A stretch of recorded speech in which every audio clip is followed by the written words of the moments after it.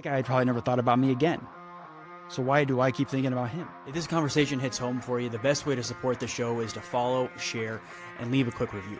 I really appreciate you guys so much. On to the episode. Welcome, my friends, to another episode of Purpose Driven Progress. As always, I'm your host, Jacob Hicks, coach, speaker. And man, we got a good question for you guys today. The question we're going to be contemplating is this a story worth telling? Back when I was early on in my sales career, I was selling suits, selling men's formal wear.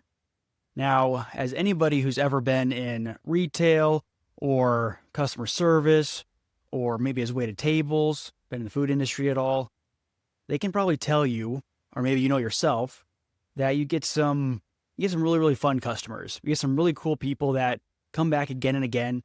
Inevitably, if you're in there long enough, you'll have those customers that will come specifically for you. Like they'll request your table, they'll wait till you're done with your other customer, just so you can help them. And that feels awesome, right? Like I love that kind of feeling where you actually, you're building a clientele where, and typically in those kind of industries, you don't necessarily have clientele. You just have all the customers that came in that day, right? But you have people that come back specifically for you. If it's a great feeling. But then, let me know if you can relate to this. You get those people that are, shall we say, more interesting, or grumpy, or just a huge pain in the butt, and you don't want to deal with them anymore. Well, back when I was selling suits, I had a gentleman that came in to buy some slacks. And I mean, it was a pretty, usual interaction, I guess, at least to start. Said he came in, said, hey, I'm looking to buy some slacks today. I said, okay, great. Let's get you measured up and we'll see what size you are and we'll kind of go from there. So I got him measured, and I don't know, he was like a 34 waist or something like that. And we started trying on some slacks, and he just started to kind of pick at me a little bit. He was one of those people that, well, I'm sure you guys have dealt with them before. It's those folks that you can tell a lot by a man or about a person by the way they treat their perceived inferiors, the people that they see as less than them. And this guy was one of those kinds of people. He was an ass. He kept treating me like crap. And I mean, I was a young guy, a little bit of a hothead at the time. Hopefully not so much anymore, but I don't know. I'll let my mom tell you about that or not. And I was starting to get upset. I was starting to get madder and madder and madder. And he just kept picking and picking and picking at me, right? And I was trying my best to be professional. I mean, I didn't snap back at him or clap back at him at all, which any of my friends can tell you that I think I've gotten better at it, but I still have a tendency to do that sometimes. And we got through the transaction. He bought, I don't know, a couple of pairs or something like that, probably some cheap ones that were terrible, and he probably fell apart right away.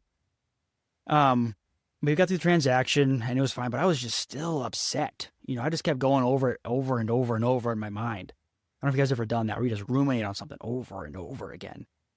And I started to ask myself, like, does it matter? But I was still pissed, right?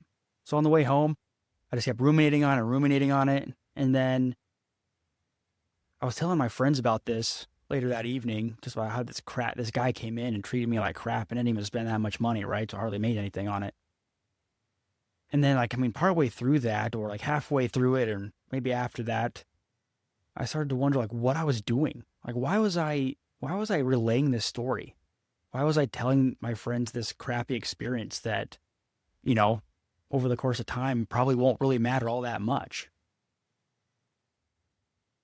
And I started to ask myself, is this a story even worth telling?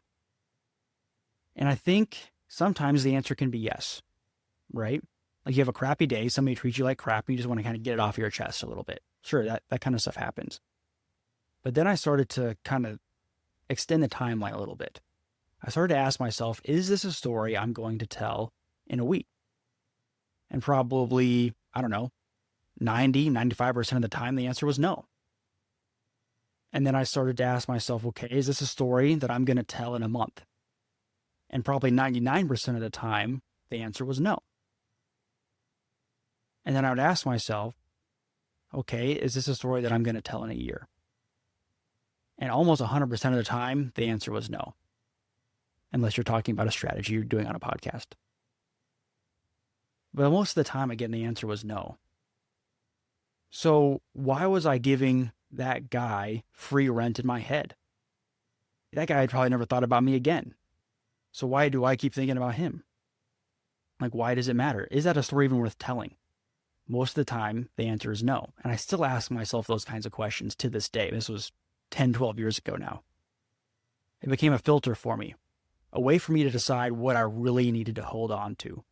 Because most of the time, there's going to be stories like that, the one I just told you as an example here, where you are going to hold on to them, right? They're a lesson for you or a reminder for you. But a lot of the time, we get treated like crap and it doesn't matter in a week. It only matters if we let it matter. We give it the power that it has. If we don't give it any power, it has no power.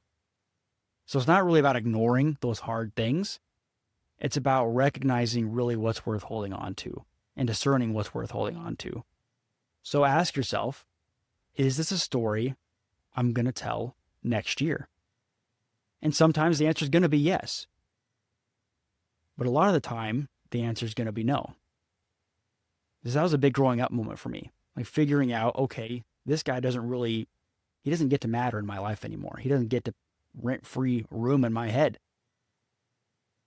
So if the answer is yes, pay attention and figure out, okay, this is something I'm going to learn a lot from probably. But if the answer is no, maybe it's just time to let it go.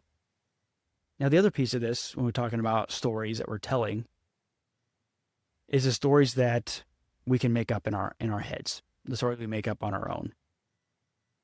Now, for example, that guy who treated me like crap for no real apparent reason, I was telling myself a lot of stories about that guy.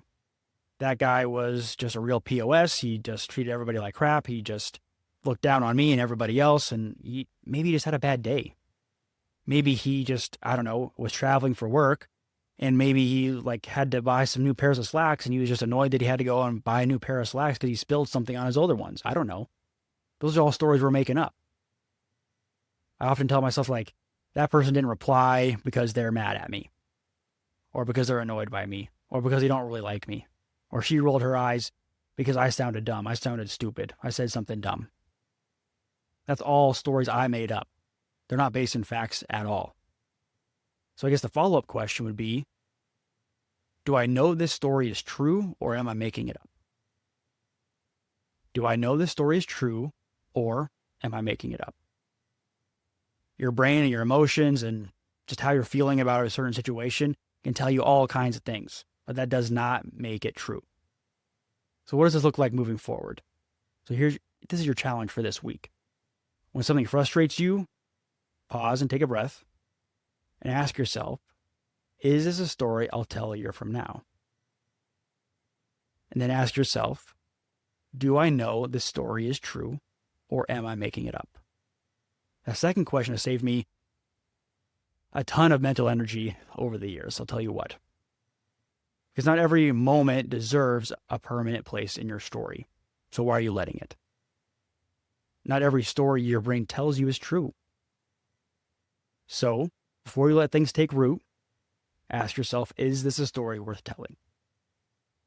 Thanks so much for listening, everybody, as always, and I'll see you guys next time.